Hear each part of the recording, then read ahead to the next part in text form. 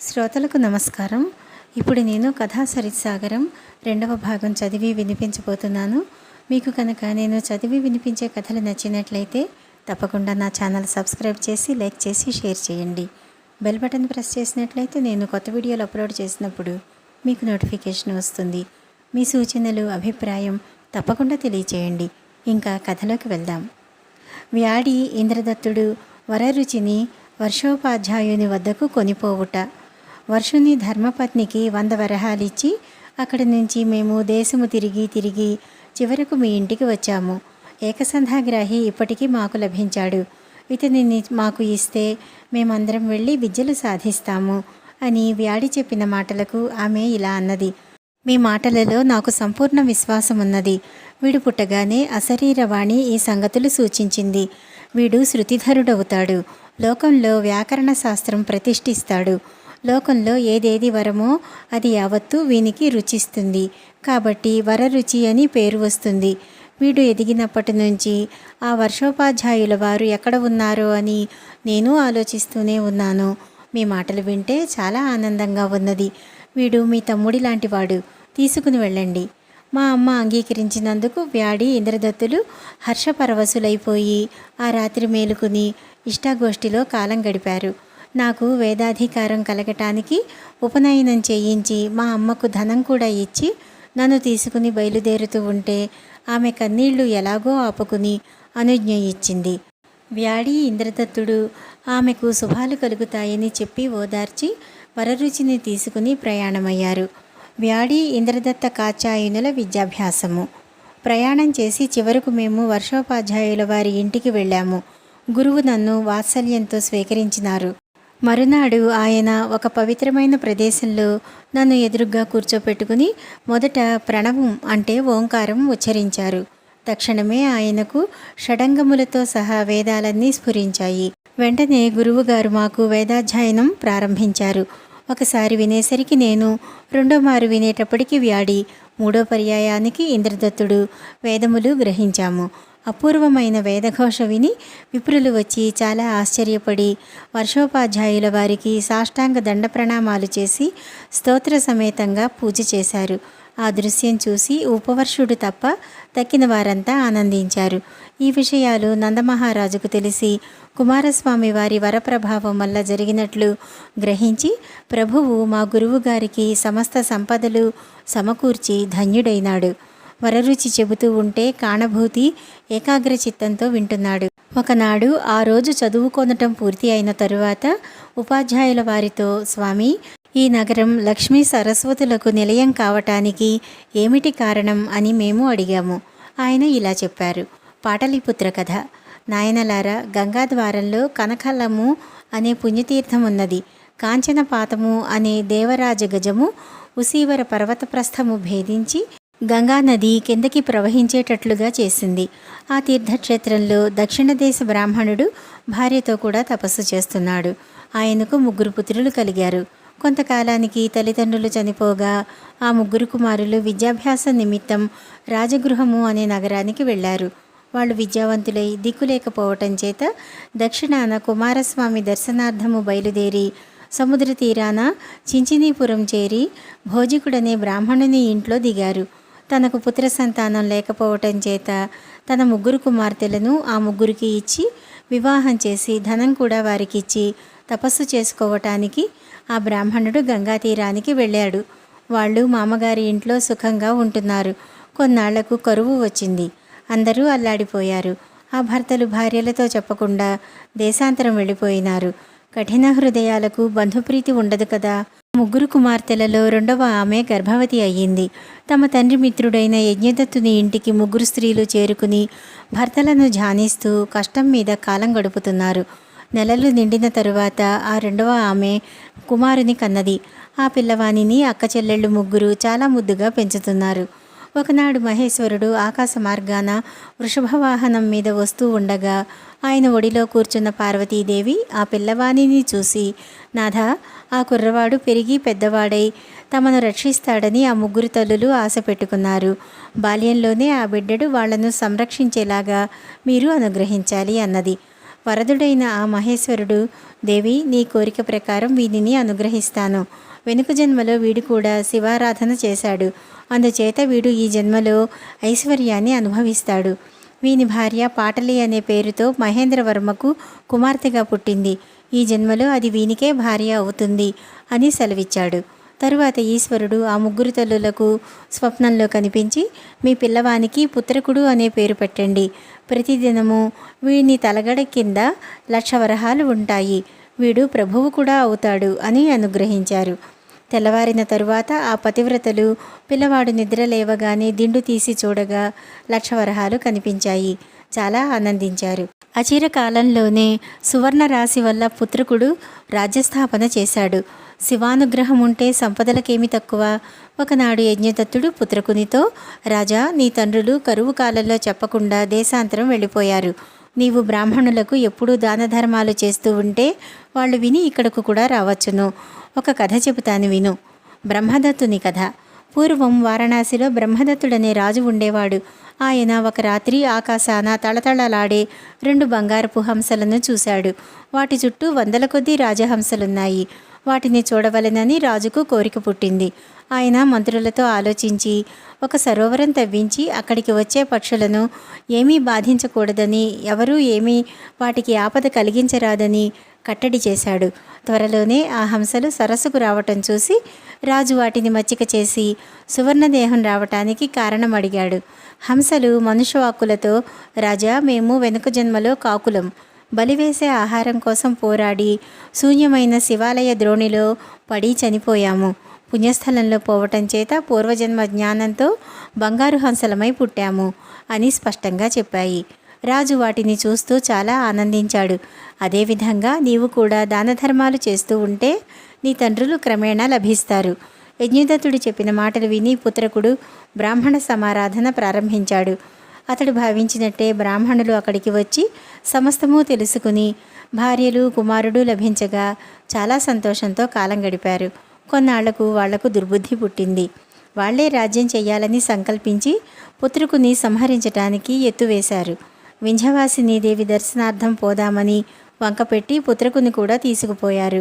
అమ్మవారి దర్శనం మొదట అతనినే చెయ్యమని గర్భగుడిలోకి వెళ్ళమన్నారు. అతడు ఏ విధమైన సందేహమూ లేకుండా లోపలికి పోయాడు. అదివరకే అక్కడ నియుక్తులైన హంతకులు అతనిని చంపటానికి మీదకు వచ్చారు. వింధ్యవాసిని దేవి రాజు మీద అనుగ్రహం చేత ఆ హంతకులకు మతిభ్రమ కలిగించింది. వాళ్ళు తికమకపడ్డారు. ఎందుకు నన్ను చంపుదామనుకున్నారు అని పుత్రకుడు అడిగాడు. వాళ్ళు, మహాప్రభు, మీ తండ్రులు మాకు బంగారం ఇచ్చి ఈ పని చేయవలసినదిగా ఆజ్ఞాపించారు అని విన్నవించారు. సరే, మీరు నన్ను వదిలిపెడితే అమూల్యమైన ఈ రత్నాలు, అలంకారాలు ఇస్తాను.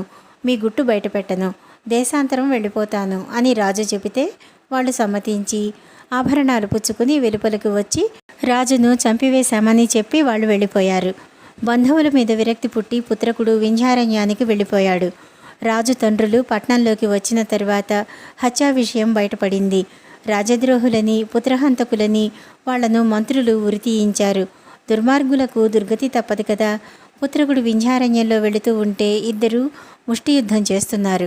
మీరు ఎవరయ్యా అని పుత్రకుడు అడిగితే వాళ్ళు, మేము మయాసురుని కుమారులం. ఈ పాత్ర, కర్ర, పావుకోళ్ళు మా తండ్రి ఇచ్చిన ఆస్తి. మాలో ఎవరు బలవంతుడో వానికి ఇవి సంక్రమిస్తాయి అని యుద్ధం చేస్తున్నాము అని చెప్పారు. పుత్రకుడు నవ్వి, ఈ అల్ప వస్తువుల కోసం యుద్ధమా అన్నాడు. ఈ పావుకోళ్ళు తొడుక్కుంటే ఆకాశంలోకి వెళ్ళవచ్చు. ఈ కర్రతో భూమి మీద ఏ రూపం చిత్రిస్తే అది నిజమవుతుంది. తలుచుకుంటే ఈ పాత్రలోకి అమృతం వంటి ఆహార పదార్థాలు వస్తాయి అన్నారు వాళ్ళు. అప్పుడు పుత్రకుడు ఆలోచించి, వీటి కోసం యుద్ధం ఎందుకు? పరుగులో ఎవరు గెలిస్తే వారివి అని పందెం వేసుకోండి అని సలహా ఇచ్చాడు.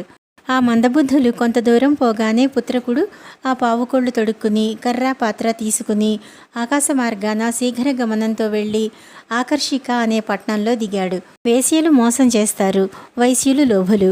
ఎవరి ఇంట్లో దిగితే బాగుంటుంది అని ఆలోచిస్తూ ఒకానొక వృద్ధ స్త్రీని చూసి ఆమెకు కొంత ధనం ఇచ్చి ఆమె పాడైపోయిన గృహంలో రహస్యంగా ఉండటం మొదలుపెట్టాడు. ముసలమ్మకు ఇతని మీద చాలా అభిమానం కలిగింది. ఒకనాడు ఆమె, నాయనా, నీకు తగిన ఇల్లాలు లేదని నాకు చాలా విచారం కలుగుతున్నది. ఈ నగరం ఏలే ప్రభువుకు పాటలి అనే పుత్రిక ఉన్నది. ఆమెను అంతఃపురంలో పైమేడలో భద్రంగా ఉంచారు అని చెప్పింది.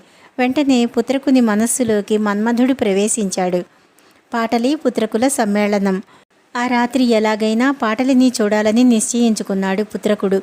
పావుకోళ్లు తొడుక్కుని అంతఃపురానికి వెళ్ళి పెద్ద కిటికీలో నుంచి లోపలికి ప్రవేశించి ఒంటరిగా నిద్రపోతున్న పాటలిని చూశాడు. ఆమెను ఎలాగ లేపటమని ఆలోచిస్తూ ఉండగా గస్తీ తిరుగుతూ ఉన్న యామికుడు హఠాత్తుగా ఈ గీతిక పాడినాడు. ఆలింగ్య మధుర హుంకృతి మలసోన్మిష దీక్షణం రహ కాంతాం యద్బోధయంతి సుప్తాం జన్మనియూనాంత దేవఫలం. ఉపగోహనము చేసి యువకుడు మధుర హుంకృతిం వ్రియ నలసోన్మిషన్నేత్ర నేకాంతమున లేపుటే నిద్ర నుండి ఇహజన్మ ఫలమని ఎంచుకోవలెను. ఈ వాక్కులు విని ఉత్సాహం పొంది అవయవాలు కంపిస్తూ ఉండగా పుత్రకుడు పాటలిని కౌగలించుకున్నాడు. ఆమెకు మెలకువ వచ్చి ఆశ్చర్యము సిగ్గు పెనవేసుకున్నాయి. క్రమక్రమముగా ఉభయులు సంభాషణలోనికి దిగి చివరకు గాంధర్వ వివాహం చేసుకున్నారు. తెల్లవారుజామున ప్రియురాలిని వీడుకుని పుత్రకుడు వృద్ధ స్త్రీ ఇంటికి వచ్చాడు. ఈ విధంగా పుత్రకుడు ప్రతిరోజు రాత్రిళ్ళు వస్తూ పోతూ ఉన్నాడు. ఒకనాడు ఆమె శరీరమున సంభోగ చిహ్నాలు గమనించి రక్షక స్త్రీలు భయపడి రాజుగారికి విన్నవించారు. రహస్యం కనిపెట్టమని రాజు ఒకర్తెను పాటలి భవనంలో దాగి ఉండమని చెప్పాడు. ఆ రాత్రి పుత్రకుడు వచ్చి నిద్రపోయేటప్పుడు అతని ఉత్తరీయం చెంగున ఆ స్త్రీ లాక్షారసముతో గుర్తువేసి మర్నాడు రాజుతో చెప్పింది. ఆ గుర్తును ఆనవాలుగా తీసుకుని చారులు పట్నమంతా వెతికితే పుత్రకుడు దొరికిపోయాడు. భటులు అతనిని పట్టుకుని వెళ్ళి ప్రభువు సమక్షంలో ఉంచారు. రాజుకు చాలా కోపం వచ్చింది. పుత్రకుడు పావుకోళ్లు తొడుక్కుని వెంటనే పాటలి దగ్గరకు ఎగిరిపోయి, ప్రియా, మన రహస్యం బయటపడింది, లే వెంటనే వెళ్దాము అని ఆమెను ఒడిలో కూర్చోపెట్టుకుని ఆకాశాన దూరంగా ఎగిరిపోయి గంగా తీరాన దిగాడు. అలసట చెందిన భార్యకు తలపు చేత పాత్రలో ఉదయించిన అమృతాహారం పెట్టి శ్రమ పోగొట్టాడు. తర్వాత ఆమె కోరిక మీద చతురంగ బల సమేతంగా కర్రతో నగర చిత్రం గీశాడు. అది సత్యమై సజీవమైనది. పుత్రకుడు మహాప్రభువయ్యి మామను లోబరుచుకుని సుఖంగా రాజ్యాన్ని చేశాడు. ఆ దివ్యనగరమే ఇది. పాటలీపుత్రకుల పేర పాటలీపుత్రము అని ప్రసిద్ధి చెంది లక్ష్మీ సరస్వతులకు నిలయమయ్యింది. కాణభూతి వర్షోపాధ్యాయుల వారి వల్ల ఇది విని మేము చాలా ఆశ్చర్యపడ్డాము. వరరుచి ఉపకోశను చూసుట. ఈ ప్రకారముగా వరరుచి కాణభూతికి జరిగిపోయిన కథనంతా చెప్పి ప్రస్తుతం వృత్తాంతం ఇలా చెప్పటం ప్రారంభించాడు. నేను వ్యాడి ఇంద్రదత్తులతో అక్కడే నివసిస్తూ కాలక్రమేణా అన్ని విద్యలు నేర్చుకున్నాను. ఒకనాడు మిత్రులతో కలిసి ఇంద్రోత్సవం చూడటానికి వెళ్ళాను. అక్కడ ఉపవర్షుని కుమార్తె ఉపకోశ మాకు కనపడింది. ఆమె చిలకత్తెల ద్వారా నా సంగతి తెలుసుకుని అనురాగరసం ఉట్టిపడే క్రీగంటి చూపులతో నన్ను చూసి కష్టం మీద నిజగృహానికి మరలింది. నా మనస్సులో ఆమె రూపరేఖ విలాసాలు అంకితం కావటం చేత రాత్రి నిద్ర పట్టలేదు. ఆమె వదనము బింబాధరము ధ్యానిస్తూ జాగరణ చేశాను. తెల్లవారుజామున ఎలాగో కాస్త కునుకు పట్టేసరికి స్వప్నం వచ్చింది. అందులో శ్వేతవస్త్రధారణి అయిన దేవత మెడలో మల్లెదండలు సువాసనలు వెదజల్లుతూ ఉండగా ప్రత్యక్షమై కృపావీక్షణం నా మీద ప్రసాదిస్తూ చల్లని వాక్కుతో, నాయనా, ఉపకోశ నీ పూర్వజన్మలో ప్రేయసి. ఈ గుణవతి నిన్ను తప్ప ఇంకెవరినీ వరించదు. సంశయించకు. నేను సరస్వతీదేవిని, భయపడకు. నీ విచారం పోగొట్టడం కోసమే ఇలా వచ్చాను అని చెప్పి అంతర్ధానమయ్యింది. తెల్లవారిన తరువాత లేచి దేవి ఆనతిచ్చిన మాటలు తెలుసుకుంటూ నా ప్రియురాలి భవనానికి ఎదురుగా ఉన్న మామిడి చెట్టు కింద ఒంటరిగా కూర్చున్నాను. ఇంతలో ఉపకోశ చెలిమికత్తె నా వద్దకు వచ్చి ఆమె పొందుతున్న పరితాపం గురించి చెప్పింది. నా తాపము కూడా మరింతగా హెచ్చుగా అయ్యింది. సఖీ, నీకు మా అన్యోన్యానురాగము విషయం తెలిసింది. తల్లిదండ్రులు ఆమెను నాకిస్తారో ఇవ్వరో అని నా సందేహం. రహస్యంగా ఉపకోశను కలుసుకోవటం యుక్తం కాదు. అపకీర్తి వస్తే తర్వాత చేసేదేమీ ఉండదు. నీవు నేర్పుగా ఆమె తల్లిదండ్రులకు నచ్చచెప్పి మాకు కళ్యాణం చేయించాలి అని బతిమాలుకున్నాను. ఉపవర్షులు వర్షాచార్యుల వారితో చెప్పారు. తరువాత వివాహం నిశ్చయమయ్యింది. వ్యాడి కౌశాంబికి వెళ్ళి మా అమ్మగారిని త్వరగా తీసుకుని వచ్చాడు. నాకు వివాహం అయ్యింది. భార్యాభర్తలను సుఖంగా ఉంటూ మా అమ్మగారికి ఉపచారాలు చేస్తూ ఉన్నాము. పాణిని చరిత్ర. వర్షునికి కాలక్రమేణా శిష్య సమూహం పెరిగింది. అందులో పాణిని అనే మందబుద్ధి ఉన్నాడు. ఉపచారాలు చేయలేక ప్రాణము విసిగిపోయిన పాణినిని వర్షుని భార్య పంపివేసింది. వాడు హిమాలయానికి వెళ్ళి తపస్సు చేసి మహేశ్వరుని మెప్పించి శివానుగ్రహం వల్ల నూతన వ్యాకరణము లభింపగా తిరిగి వచ్చి నన్నే వాదానికి పిలిచాడు. 7 రోజులు వాగ్వాదము జరిగింది. 8వ రోజు పాణిని ఓడిపోయినాడు. ఆ సమయాన ఆకాశం నుంచి మహేశ్వరుడు భయంకరంగా హుంకారం చేసినాడు. దానితో మా ఇంద్ర వ్యాకరణము ఈ లోకంలో లేకుండా పోయింది. పాణిని జయించాడు. మేము మందబుద్ధులమైనాము. నేను చాలా విచారపడి కుటుంబ నిర్వహణానికి కావలసిన ద్రవ్యము హిరణ్యగుప్తుడనే వర్తకునికి ఇచ్చి ఉపకోసకు ఆ సంగతి చెప్పి శివుని గురించి తపస్సు చేయటం కోసం హిమాలయాలకు వెళ్ళాను. ఉపకోస నా శుభాకాంక్షతో ప్రతిదినము గంగా స్నానము వ్రతాలు చేస్తూ ఇంట్లోనే ఉంటూ ఉండేది. ఉపకోస పాతివ్రత్యము. వసంత ఋతువులో ఒకనాడు ఉపకోస గంగానదికి వెళుతూ ఉండగా రాజపురోహితుడు కొత్తవాలు కుమారమంత్రి వరుసగా చూశారు. ఆనాడు ఉపకోస చాలాసేపు స్నానం చేసింది.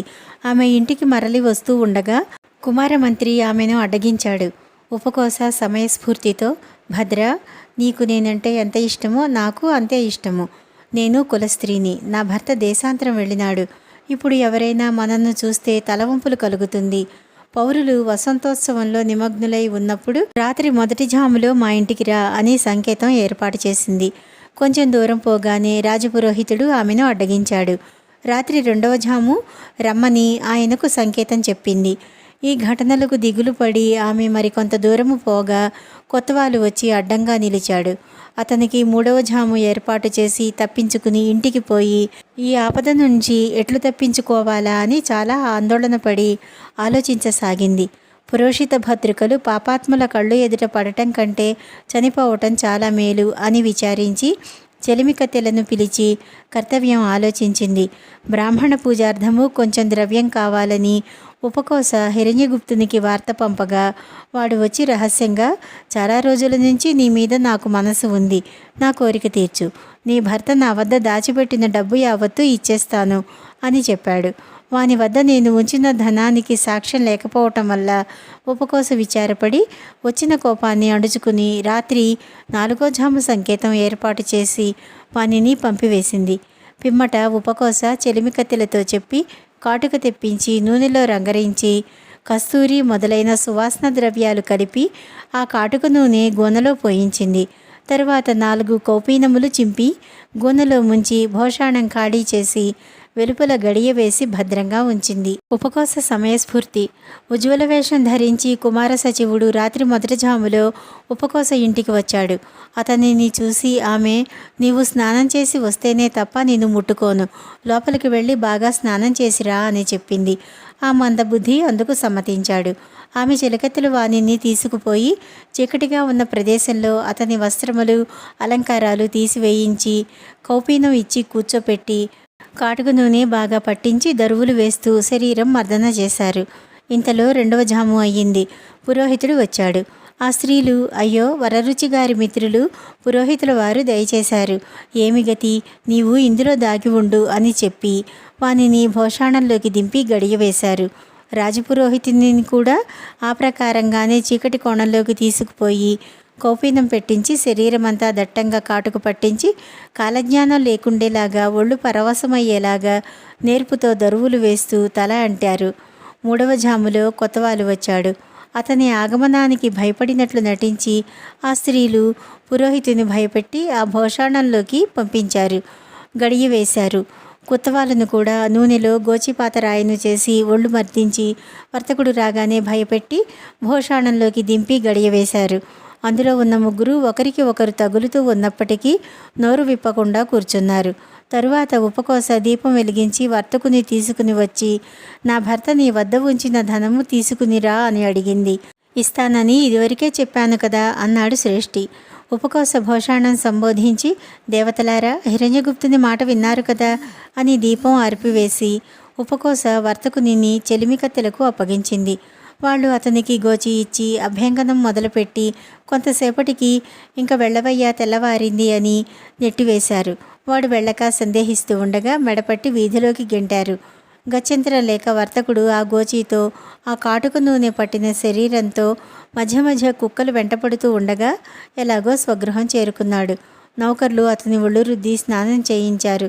జరిగిన పరాభవానికి హిరణ్యగుప్తుడు దుఃఖంతో ముఖం పైకెత్తి వాళ్ళకేసి కూడా చూడలేకపోయాడు.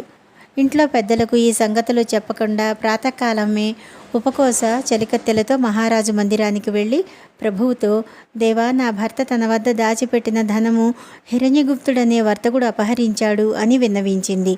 రాజు వెంటనే వర్తకునికి వార్త పంపాడు.